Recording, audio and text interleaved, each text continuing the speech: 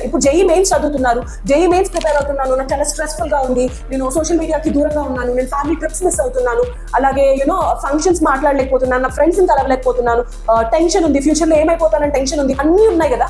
ఒక్క విషయం గుర్తుపెట్టుకోండి, మీరు ఒక్కసారి జేఈ మెయిన్స్ క్రాక్ చేయండి, ఒక్కసారి ఐఐటి క్రాక్ చేయండి, ఒక్కసారి బెస్ట్ యూనివర్సిటీస్ లో మీరు సీట్ తెచ్చుకోండి. నెక్స్ట్ లైఫ్ ఎలా ఉంటుంది, మీ ట్రిప్స్ మీకు వస్తాయి, you can enjoy your life.